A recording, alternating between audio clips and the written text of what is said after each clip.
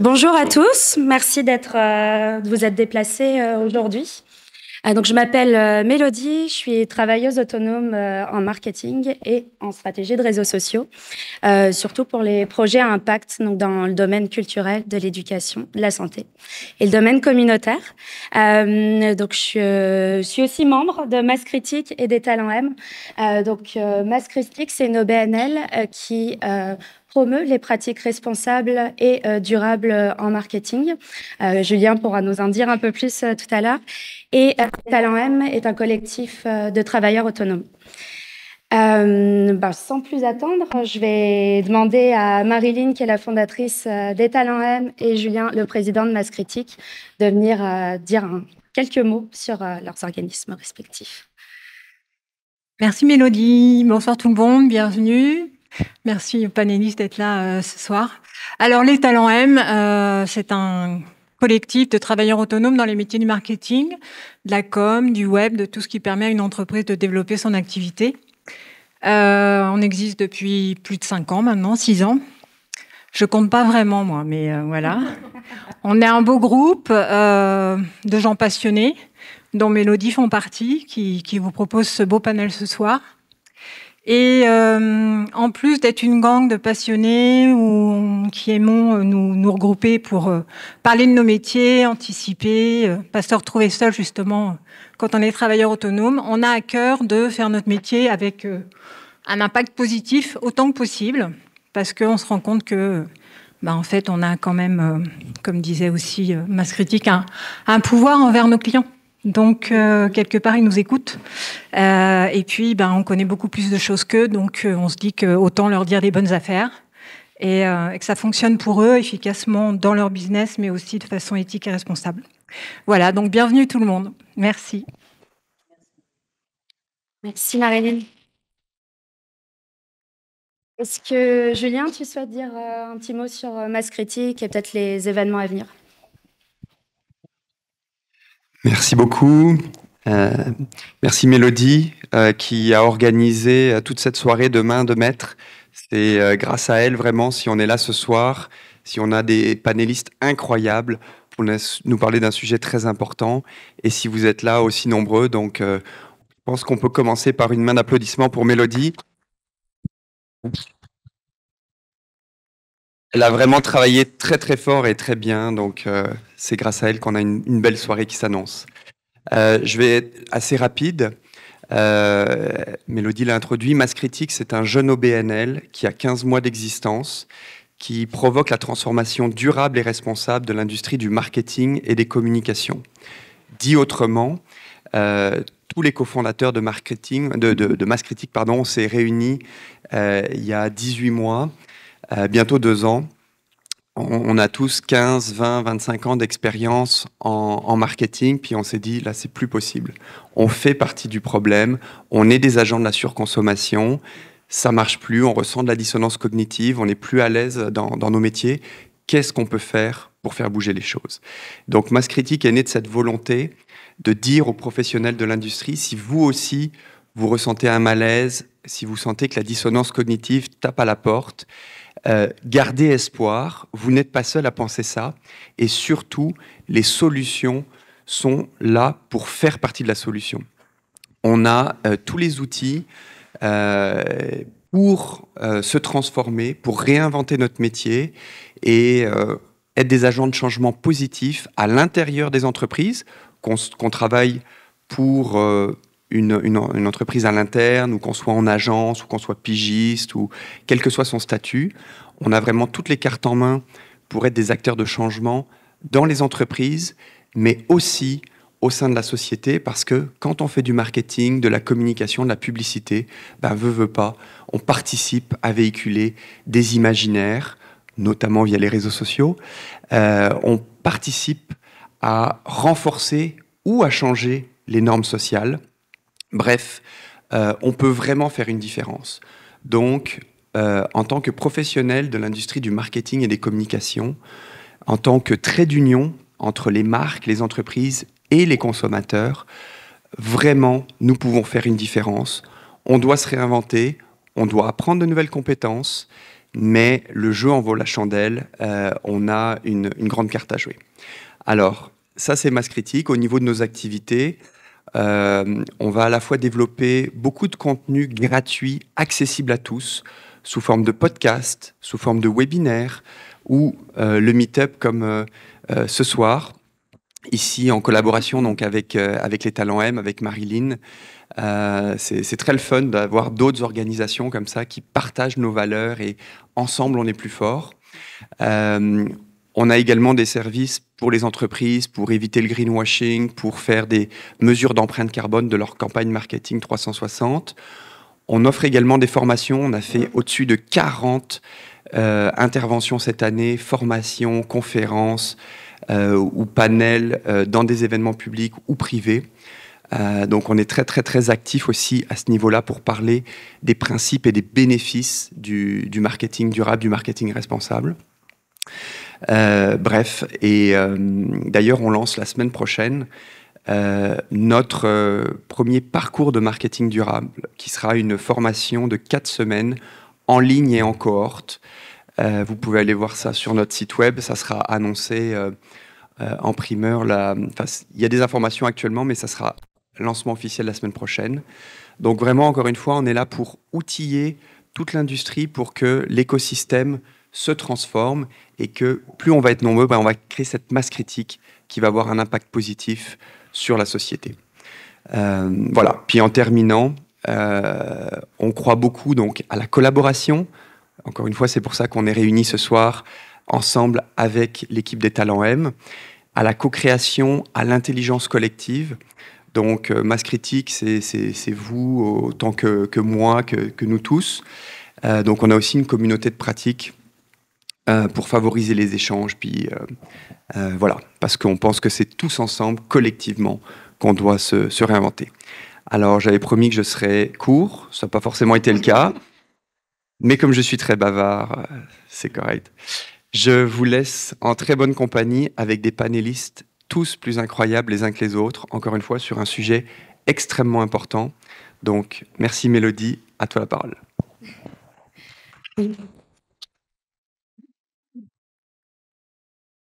Merci Julien. On aura fait un beau tour d'horizon de ce que propose Masse Critique.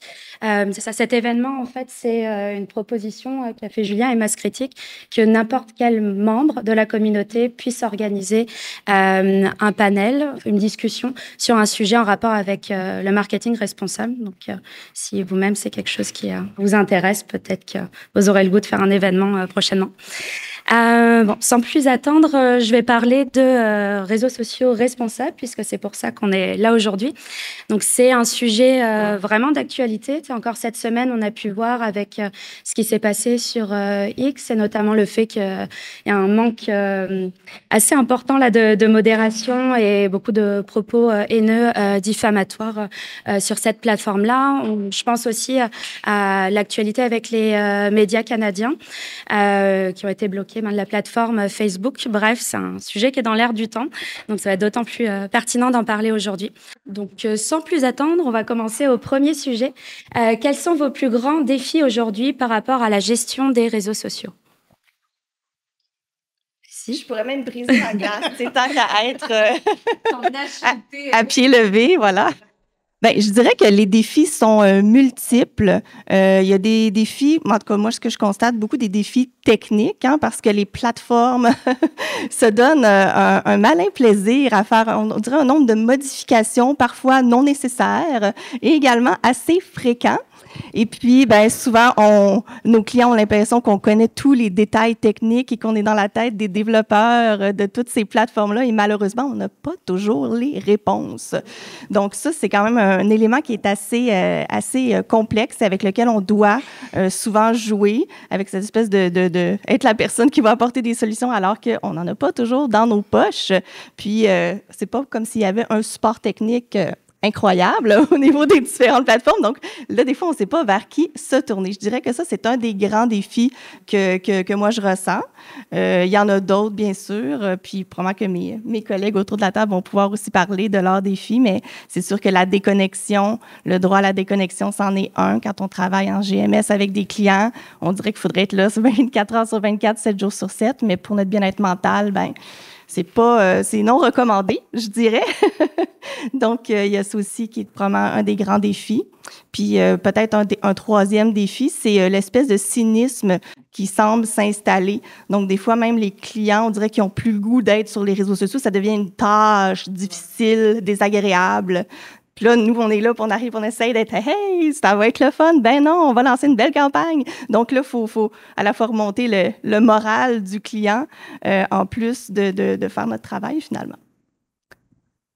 D'autres veulent poursuivre? Vas-y, je vais la prendre. Vas-y, regarde. J'avoue que moi, je suis dans une position qui est quand même différente parce que je n'utilise pas à tous les jours les médias sociaux comme outil de communication, vu que j'ai un rôle de stratège. Donc, mon plus gros enjeu, c'est vraiment un enjeu de 30 000 pieds dans les airs. De un, c'est de faire de l'éducation avec des clients fréquemment, des fois aussi simple que de différencier les médias sociaux des réseaux sociaux. Plusieurs gens qui ne réalisent pas qu'il y a des différences entre les deux. Fait que juste là, ça, c'en est un de mes enjeux. Deuxième enjeu, effectivement, oui, il y a l'évolution constante des plateformes technologiques, comme Myriam a dit, mais avant ça, il y a la compréhension de la différence aussi de l'utilisation publicitaire d'une plateforme versus l'utilisation peut-être dans un cadre de marque employeur. Pourquoi on veut utiliser ces plateformes technologiques-là? C'est quoi les bénéfices clairs de vouloir investir temps, argent et talent? Puis ça va être un enjeu qui va augmenter de plus en plus, surtout dans le contexte économique dans lequel on est et dans lequel on va s'embarquer, parce qu'il n'est pas parti. Malheureusement, ce contexte-là. Donc, de devoir justifier encore plus pourquoi ces plateformes-là peuvent être utiles et pertinentes dans un contexte d'un plan marketing qui est souvent justement comment je fais pour faire rayonner ma marque, comment je fais pour positionner ma publicité dans un cadre de marque employeur, comment est-ce que je peux l'utiliser pour faciliter la communication, créer un sentiment d'appartenance dans ma communauté qui se compose de mes employés. Donc ça, c'est vraiment mes chevaux de bataille, actuels, mais je pense qu'ils sont assez semblables aux autres, effectivement. Y a-t-il une différence pour vous autres? En fait, les mêmes problèmes et d'autres problèmes. C'est-à-dire qu'effectivement, le problème technique en est un à s'arracher les cheveux parce que moi, Facebook, quand Instagram était au moins séparé, il y avait une chance de s'en sortir, mais depuis qu'Instagram est sur Facebook, c'est la catastrophe. Donc, vraiment, cette complexité à utiliser les plateformes et les interfaces, c'est vraiment pas agréable. Et quand on ajoute des services, on voulait ajouter un groupe, par exemple, et on n'a jamais été capable, on n'a jamais eu le service. C'est vraiment le grand blanc quand on essaie de parler à Meta et tout ça. En termes de problèmes particuliers à Nolu, je vais vous mettre en contexte quand même. On l'a dit, Nolu, c'est un écosystème de services d'accompagnement qui inclut une plateforme de rencontres pour les personnes en situation de handicap pour leur permettre de sortir de l'isolement et promouvoir leur inclusion émotionnelle. Donc, c'est sûr que nous, quand on a parti cette entreprise-là, j'ai un cofondateur avec moi qui a parti, en fait, c'était son rêve et c'est ma vision d'affaires. On est un partenariat intervalide, donc on a tout de suite mis de l'avant des principes d'inclusion pour les personnes en situation de handicap et Nolu a une politique de pour, par et avec les personnes en situation de handicap qui est essentielle. On est convaincus pour avoir une vraie représentation de ces personnes-là. Donc, je pense que la représentativité des groupes est un défi au niveau du marketing responsable et c'en est un pour Nolu. Et les réseaux sociaux ont été pour nous, en fait, une façon de légitimer la voix que Nolu a dans la communauté en tant que compagnie. C'est parce qu'il y a beaucoup de personnes en situation de handicap qui ont la parole, mais nous, on est une entreprise. Donc, ça a été très important. Et en même temps, ben, les algorithmes ne reconnaissent pas les personnes en situation de handicap. Donc, quand on veut faire des campagnes ciblées, ben, on peut pas. Alors, c'est tout un défi. Ça, c'en est un très important. L'autre défi qui est très particulier, justement, à Nolu, c'est le fait que quand on s'adresse aux personnes en situation de handicap, on s'adresse à tout leur entourage. On s'adresse aux professionnels de la santé, à la famille, à l'entourage, aux amis et tous ces gens-là qui sont des personas différents, hein, Marie-Renée? Ben, il faut qu'on les considère dans une plateforme. Je pourrais pas développer 6 plateformes différentes pour aller joindre chacun de ces personas-là. Donc, ça aussi, c'est un défi en termes de campagne, en termes de marketing de réseaux sociaux. Alors, je pense pas. Bon, mais moi, ça ne sera pas aussi noble que chez Nolu. Moi, c'est plus dans un contexte corpo d'une multinationale. Je dirais qu'il y a comme deux côtés. Du côté corpo, c'est plus une question de diminuer le volume. Donc, on a des intervenants qui veulent leur mot à dire, qui veulent pouvoir parler de leur projet, de leur journée mondiale X. Et Dieu sait qu'il y en a, des journées mondiales. Donc, c'est de pousser du contenu. Puis ce qu'on a remarqué avec le temps, puis ça ne sera pas une surprise pour tout le monde, c'est que la portée diminue, puis on se retrouve avec un pourcentage minime de notre audience. Donc, c'était justement de dire, OK, parfait, peut-être qu'on devrait complètement changer notre approche. Et ça veut dire une éducation du côté de les gens pour lesquels on fait ce marketing-là, on fait ce push-là sur les médias sociaux. Donc, il y a ce côté-là qui est un gros défi. Du côté employé, le défi, il y a peut-être 2 volets. Le premier, c'est de démontrer la valeur dans un environnement où c'est du service conseil, c'est des heures, c'est des gens, des professionnels qui vont charger pour leur temps, de prendre de ce temps-là pour aller faire un post, aller faire une présence sur un LinkedIn, X, malgré que sur X, on ne fait plus grand-chose. J'y suis plus, moi, depuis juillet.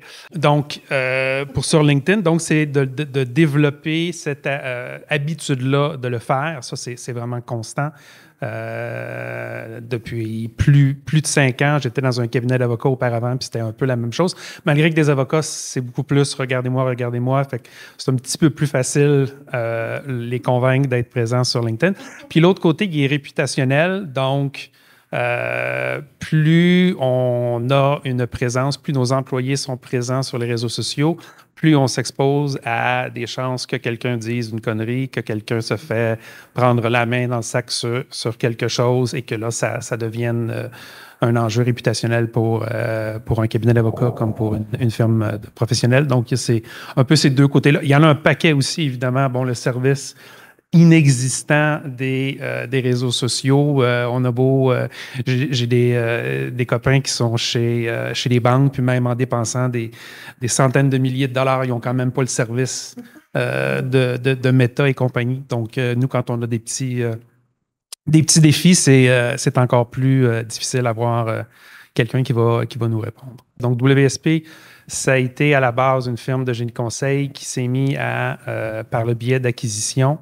au début, c'était Génivore, pour ceux qui se souviennent du nom, qui a acheté une compagnie en Grande-Bretagne qui s'appelait WSP. Ensuite de ça, une compagnie aux États-Unis. Et de fil en aiguille, on est passé de quelques milliers ou quelques centaines d'employés à près de 68 000 tout dernièrement. On œuvre donc, oui, en conseil. C'est ce qu'on appelle du pure play. Donc, on ne fait pas de construction. On est là comme conseil. Dans la construction, dans tout ce qui est aussi tout le volet environnemental, tout le volet ce qu'on appelle future ready, donc de faire des villes éponges avec quand il y a énormément de pluie et tout ça, puis on va en connaître de plus en plus. Donc, de regarder une ville, de regarder un site de façon avec cet œil-là pour dire, OK, comment on permet ou comment on empêche qu'il y ait des catastrophes au niveau des inondations, des choses comme ça. Au niveau de tout ce qui est les mines, les minerais, on a beau vouloir, OK, parfait, on s'en va tous avec des véhicules électriques, mais pour produire ces véhicules électriques-là, il faut des batteries pour pouvoir emmagasiner l'énergie. Ces batteries-là sont faites avec du minerai qu'on va devoir extraire. Donc, comment on le fait de façon responsable? Comment on le fait pour que ce soit un développement durable puis qu'on minimise l'impact environnemental? Donc, et un paquet d'autres services que WSP fait. Donc, on touche à beaucoup de choses. Basé sur la quantité de gens qui écrivent dans le groupe des pros des demandes de contact chez Meta, je pense que c'est ces moments-là où tout le monde a comme un peu ri également. C'est comme lever la main, ceux qui se sont déjà comme buté la face. C'est pour ça aussi que moi, je prends tout le temps la diversité de plateformes et de penser outside de médias sociaux. Mais j'aimerais en fait sauter sur quelque chose que tout le monde a un petit peu mentionné, puis j'ai ri tantôt en disant la différence entre les médias sociaux et les réseaux sociaux, mais je pense que ça vaudrait la peine qu'on prenne 30 secondes justement parce qu'on est dans un contexte où présentement, on l'a vu, les médias sont en train de manger un coup sur le numérique. Donc, je vais faire un exercice avec vous. Je veux que vous visualisez les mots médias sociaux et les mots réseaux sociaux. Maintenant, je veux que vous fassiez une soustraction du mot sociaux. Quelle est la différence entre un média et un réseau? On parle à plusieurs personnes en même temps. Et un réseau est constitué de membres. Instagram, c'est un média. Donc, un média, on peut penser à tout ce qui est radio, télévision, imprimé, toute plateforme où un diffuseur diffuse du contenu. Quand on rajoute le mot « social », les gens peuvent ensuite interagir avec le contenu, le diffuseur de contenu ou les autres membres de l'auditoire. LinkedIn est différent parce que c'est un réseau social. Vu que oui, il y a des fonctionnalités de médias, le but, c'est de mettre en relation des individus l'un avec l'autre pour créer des relations en tant que telles. Donc, je prends l'exemple justement de Talent M. Le rôle de Talent M, c'est quoi? C'est une communauté. Donc, vous êtes des gens qui partagez des connaissances, qui partagez des enjeux, vous avez des intérêts communs. Vous êtes un réseau de gens versus peut-être un infopresse de ce monde qui, dans le temps, était un média qui continue à diffuser des contenus. Donc, on voit la nuance. Oui. YouTube est un média social. Oui, un média social, parce qu'on diffuse des vidéos en tant que telles. Il faut faire attention. Oui, les auditoires peuvent interagir ensemble, absolument. C'est l'aspect social de ça. C'est le but, c'est ce qu'on veut aller chercher, c'est de l'interaction avec les membres de l'auditoire. Mais vraiment, la relation, on peut la différencier entre un média social, c'est une relation verticale, donc entre le diffuseur et l'auditoire. Un réseau, c'est une interaction verticale, donc entre les membres. Donc, dans vos plans marketing, quand vous voulez voir un shift justement du média social qui dépend de plus en plus d'un modèle de publicité vers un modèle de réseaux sociaux qui dépend de plus en plus d'un modèle de relations, donc comment je peux créer des relations entre les gens? Est-ce que je peux créer un réseau d'entraide? Est-ce que je peux créer une plateforme d'ambassadeurs? Qui nous entraident. Là, tout d'un coup, l'argent, la valeur change. La métrique change en tant que telle. Donc, on va le voir de plus en plus, les marques qui vont faire des shifts. On va voir le mot communauté. Je vous le dis, vous allez être écœurés dans un an du buzzword communauté. Attachez vos trucs. Je suis la première qui va être écœurée. Mais c'est de ça qu'on va vouloir parler. C'est les relations entre les individus en tant que tels, pas juste les diffuseurs, les annonceurs. Merci, bonsoir.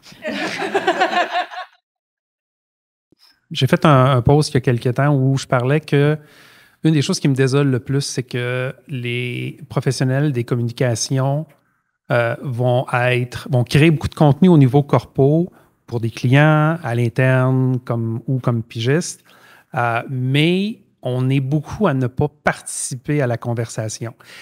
Et c'est comme la démocratie. Si personne va voter, puis qu'il y a un petit groupe radical qui, eux, sont très motivés à utiliser le système démocratique, on peut se retrouver avec des cancres au pouvoir. De la même façon, quand on laisse la place sur les médias sociaux ou les réseaux sociaux, si on laisse la place aux trolls, si on laisse la place à un discours haineux, misogyne, xénophobe, puis allez-y avec les synonymes et les qualificatifs, bien, malheureusement, on vient empoisonner ce réseau-là. Dans certains cas, quand il y a un Elon Musk qui prend contrôle d'un réseau, c'est peut-être une bataille perdue à partir de ce moment-là. Mais je crois qu'on doit, en tant qu'individu, et en tant que professionnel, participer plus.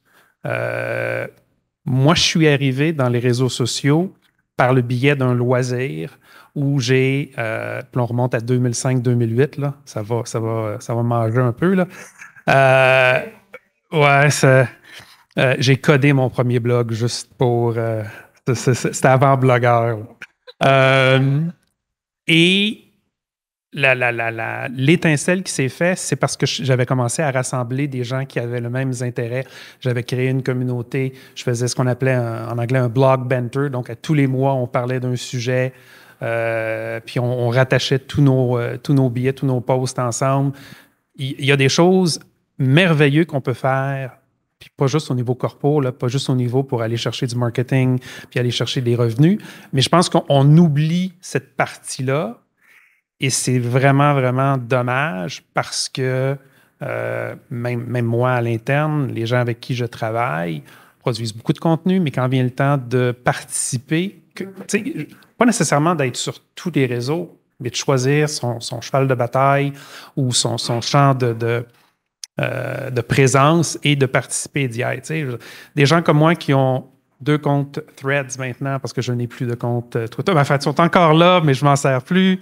Qui postent régulièrement sur LinkedIn, qui partagent du contenu intéressant, des merveilles sur Facebook avec mon réseau proche, loin, des connaissances, puis des amis, puis de la famille. Je m'en sers pour de belles choses et ça, je trouve que je ne le vois pas assez. Il y a beaucoup de gens qui regardent le défilé, puis de temps en temps, bien, c'est juste du bruit, puis c'est juste pas beau ce qu'on voit.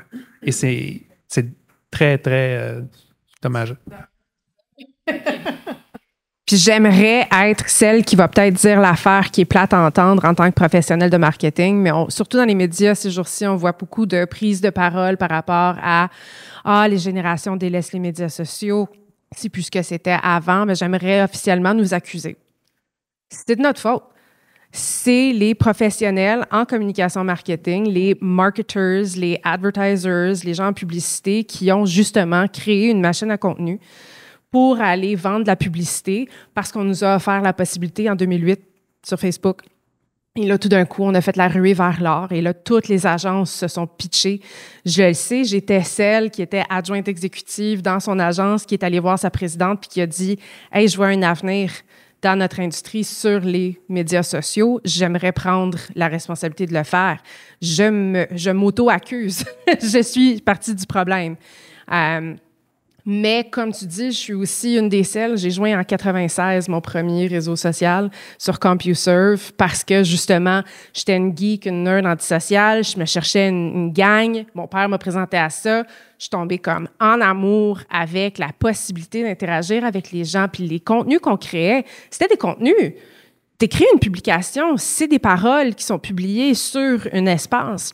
Fait que je pense que notre responsabilité, si on veut vraiment revivre la beauté de ces plateformes numériques, c'est de se rappeler qu'à la fin de la journée, c'est un environnement, c'est un espace et qu'on est responsable de créer des espaces qui sont sains.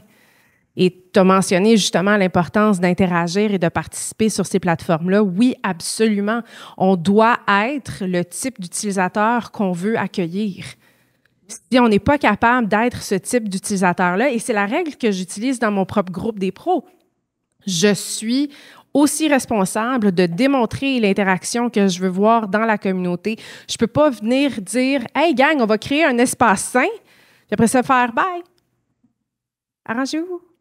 Tout comme je ne peux pas devenir maman puis dire « Yeah, j'ai accompli, j'ai eu 2 enfants », puis dire « Bye, arrangez-vous ». C'est ça, exact. Fait qu'il faut démontrer par l'action, il faut démontrer par la bienveillance. Puis la bienveillance, c'est la même chose. C'est de dire, quand il y a quelque chose qui va pas bien, c'est quoi la responsabilité que j'ai pour redresser le problème, pour adresser le problème, pour nettoyer le problème et s'arranger que ça fonctionne plus. Si mon entreprise s'attend à ce que mes quotas soient à la quantité de publications que je crée, puis que moi, ma job, à la fin de la journée, mon salaire, je le gagne parce que je crée X nombre de publications sur tant de plateformes, puis que moi-même, je me rappelle plus, tu sais, pourquoi je l'ai fait, je fais partie du problème. Donc, notre responsabilité, c'est justement, autant qu'on se dit, à un point de vue environnemental, on doit prendre soin de notre planète, on doit aussi prendre soin de la planète virtuelle qu'on a créée, qui est composée d'autant d'espaces virtuels comme toutes les plateformes qui existent. Puis les gens, peut-être, vont se rappeler que la beauté, c'est pas les plateformes numériques, c'est les relations qu'on crée sur ces plateformes numériques-là, puis les histoires qu'on découvre sur ces plateformes numériques-là, à la base. Montée de lait.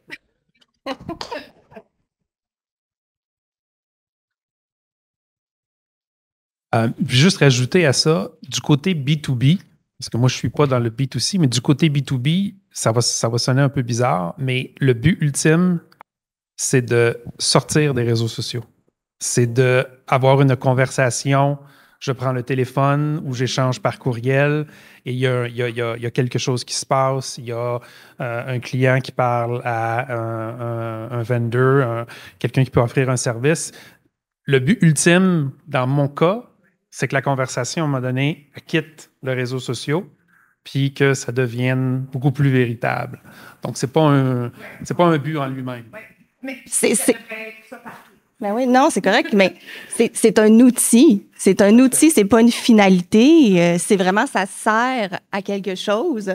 Mais comme tu dis, c'est important en B2B, mais même en B2C, c'est de sortir un peu de je parle, je pousse ma communication et de retrouver justement ce côté social, là, des fois on délaisse, on oublie, d'ouvrir nos oreilles, d'être à l'écoute, d'aller chercher de l'information auprès des autres, de regarder qu'est-ce qui se dit, qu'est-ce qui se fait, s'intéresser vraiment à l'autre. Ça, je pense que c'est des fois un élément qu'on oublie, puis c'est tellement riche justement d'informations, d'aller chercher tout ça.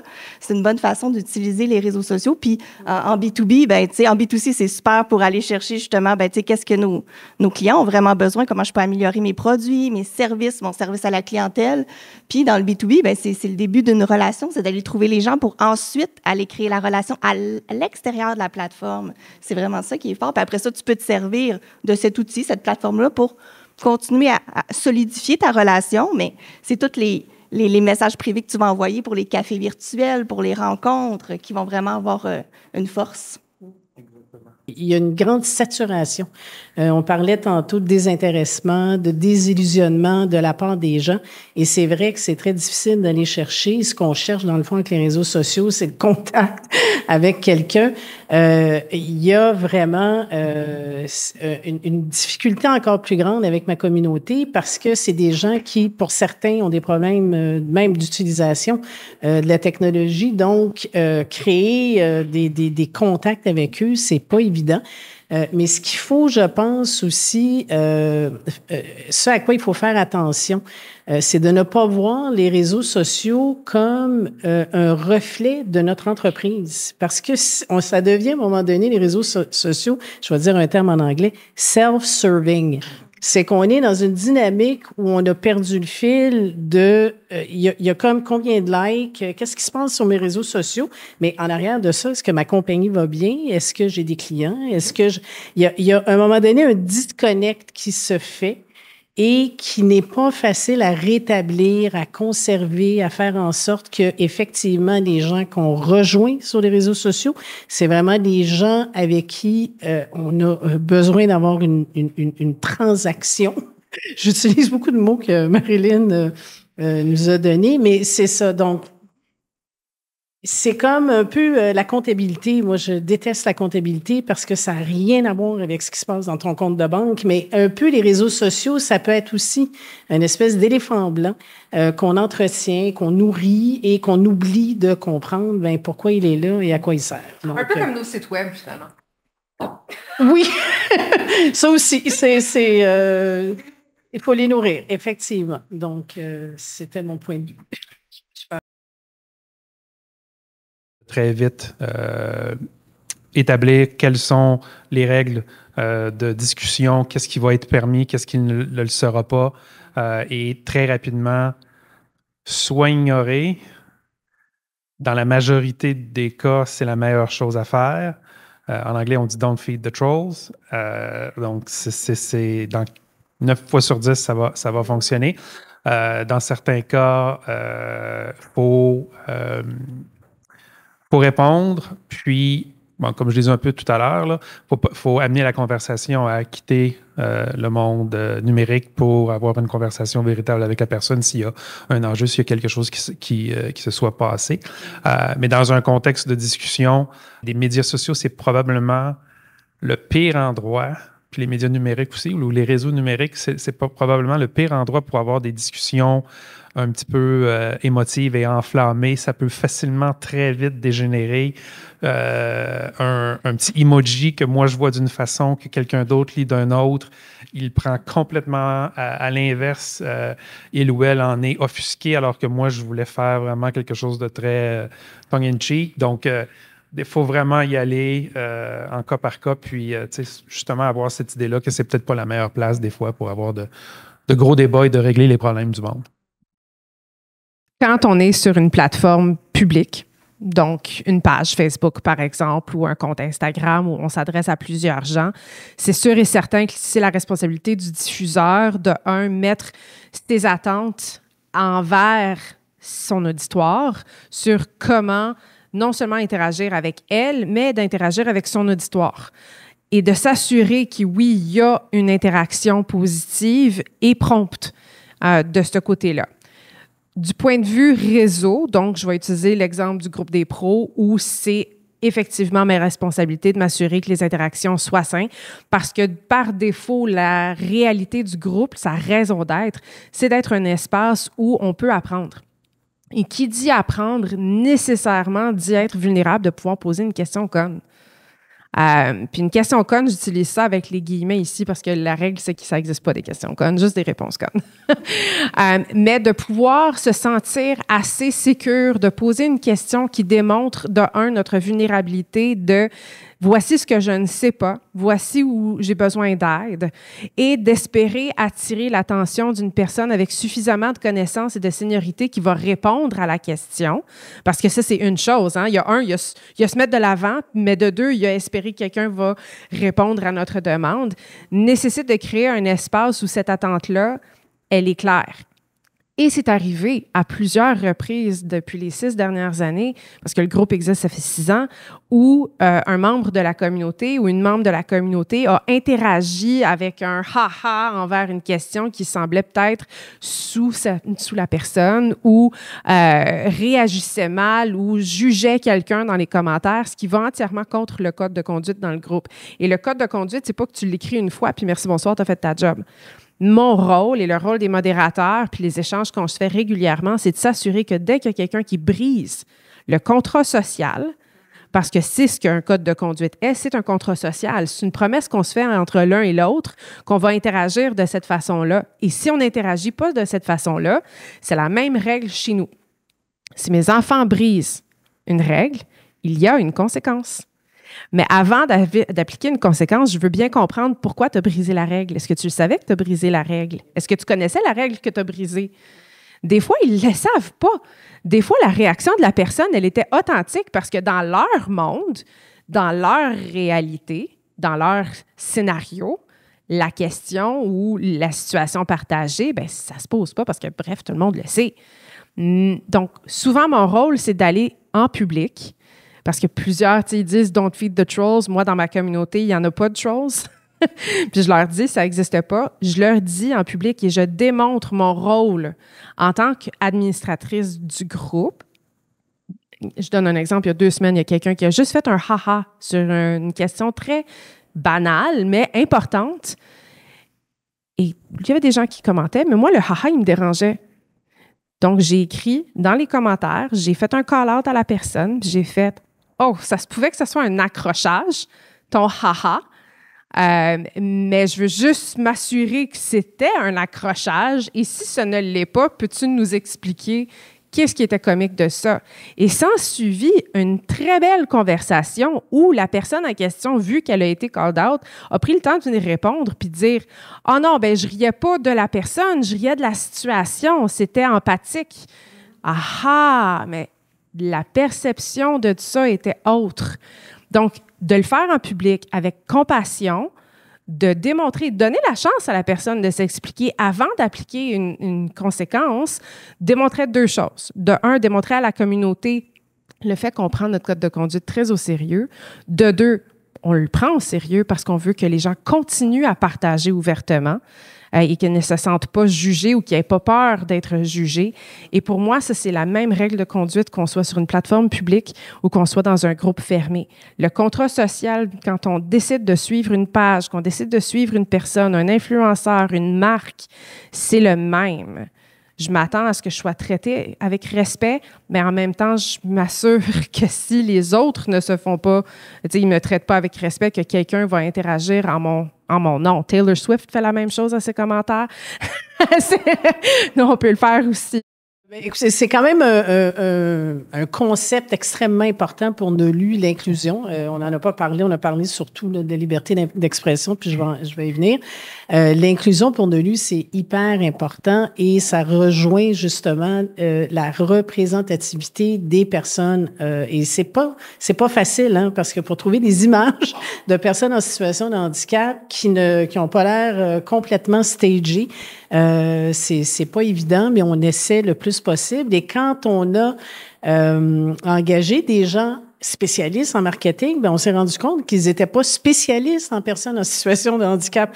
Donc, il a fallu faire une espèce de formation pour nous assurer que la terminologie, les personnes en situation de handicap aujourd'hui sont dans une phase d'émancipation, d'autodétermination. Il y a beaucoup de groupes qui revendiquent justement que la parole des personnes en situation de handicap leur revienne.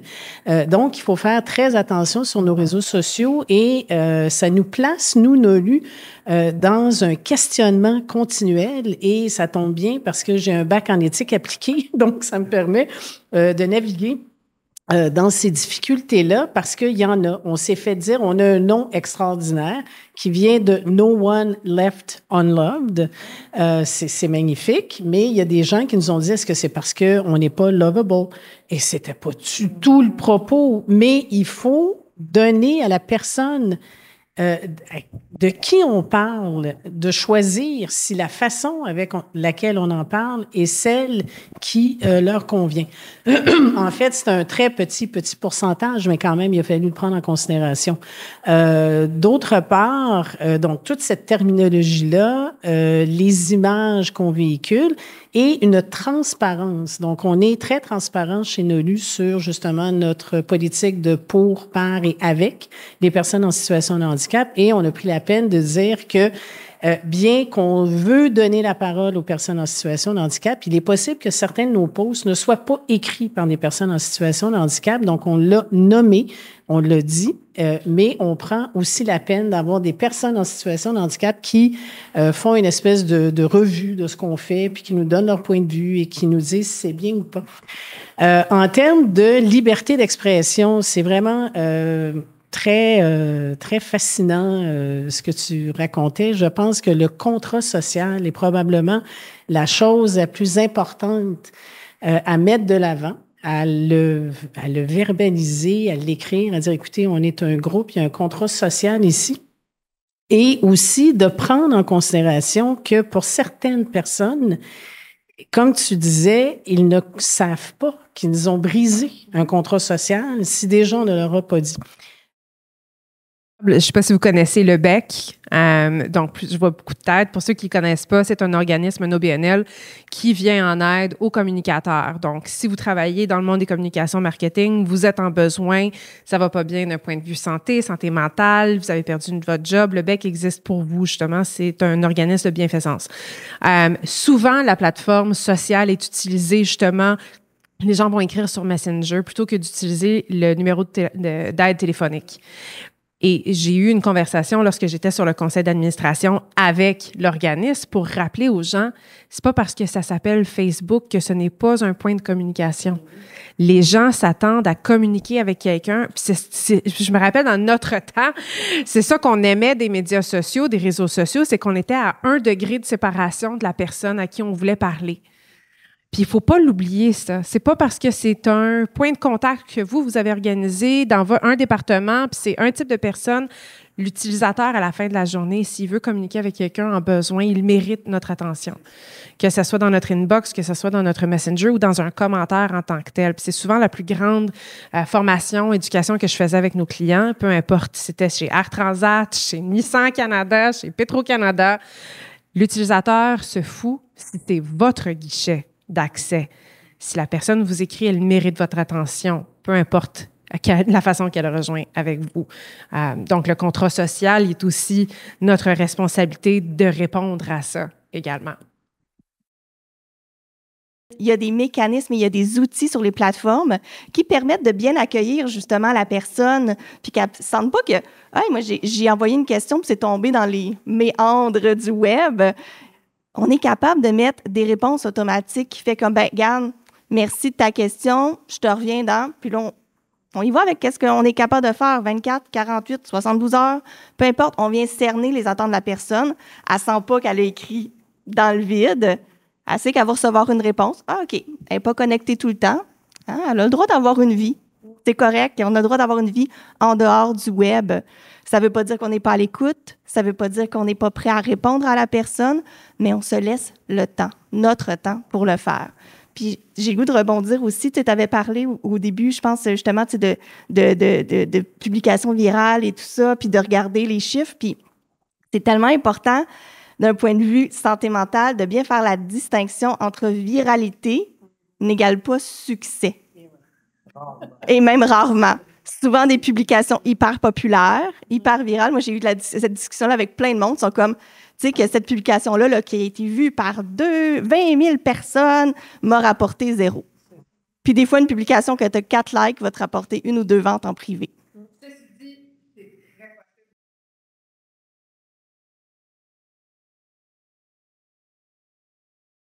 Qui regardent un peu trop souvent leur téléphone? Levez la main. Le téléphone. Le téléphone. OK. Qui ici... Non, c'est ça, exact.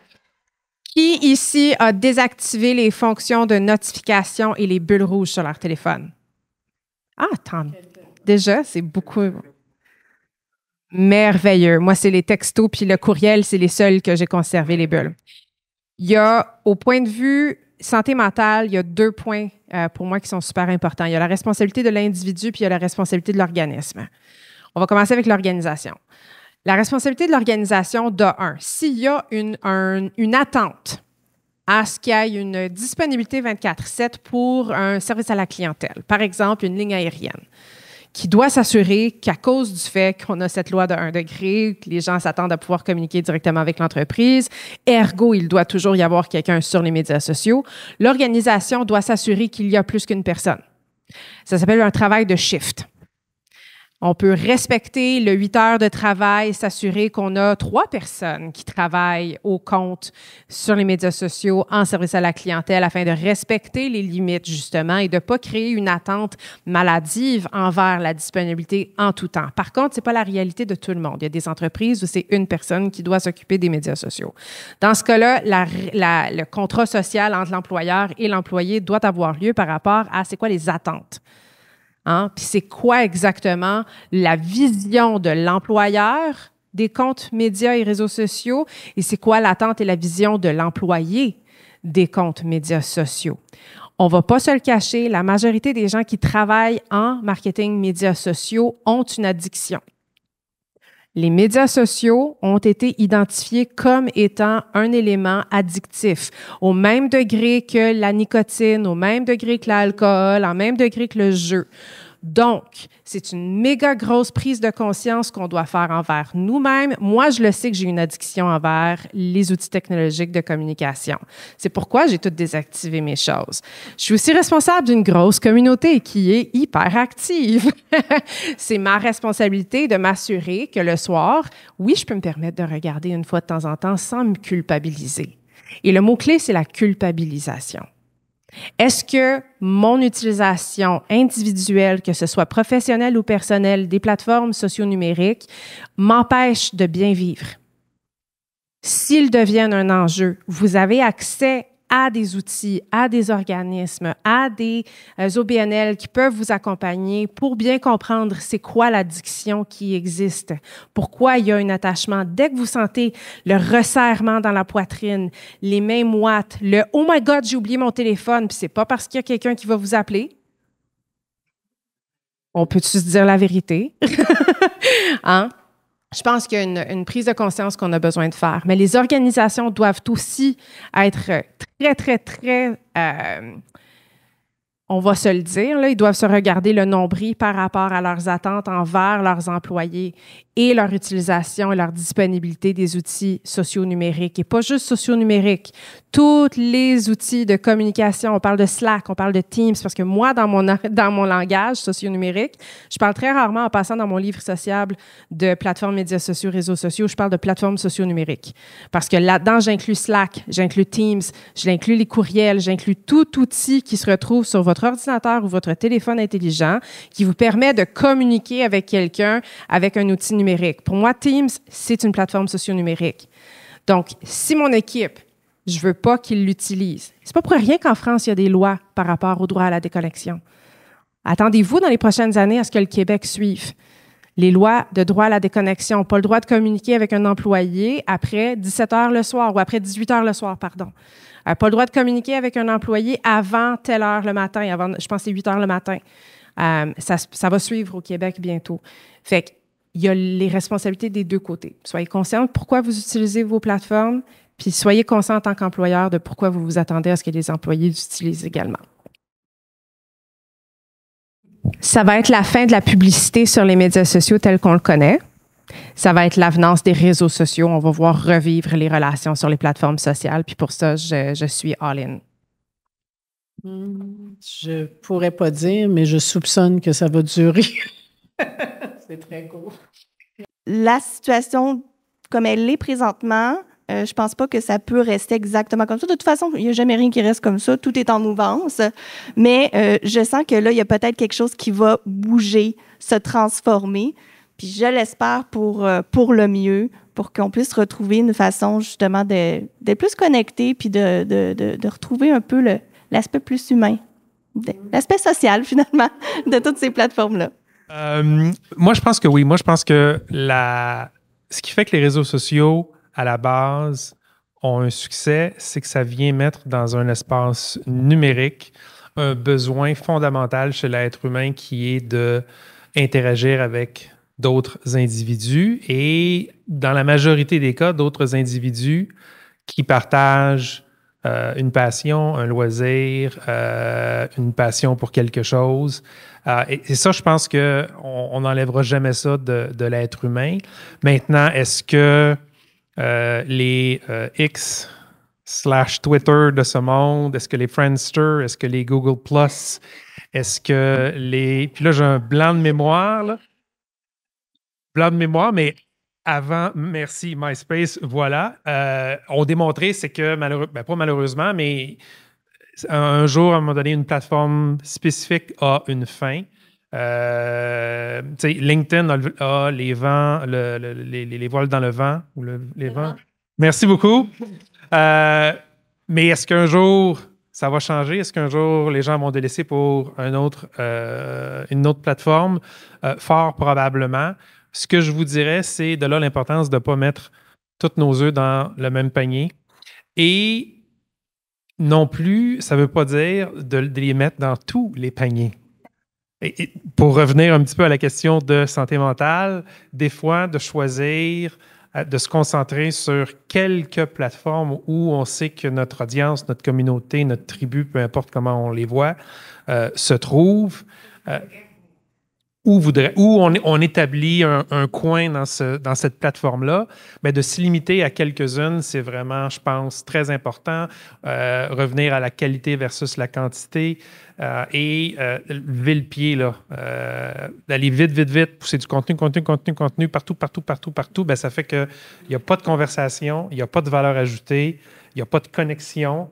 Il n'y a pas d'écoute, puis c'est juste une cacophonie, c'est du bruit, de la noise. Fait que, ils vont être là encore assez longtemps, mais pas dans la forme qu'ils sont en ce moment. Aujourd'hui, et c'est ça le ver qui est dans le fruit. Et puis ça fait du pouce à tout ce que vous avez dit sur la perte du sens, la perte du contenu de qualité, la perte de connexion véritable. Tout ça, c'est pourquoi? Parce que les algorithmes nous ont poussé à pousser certains types de contenus, plus de pubs, moins d'interactions véritables, plus de clash, plus de polémiques, plus de machins.